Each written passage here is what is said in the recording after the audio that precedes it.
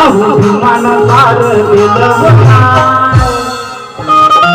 अहो त्या भीमान सार दिलं व माय पण आम्ही काय केलं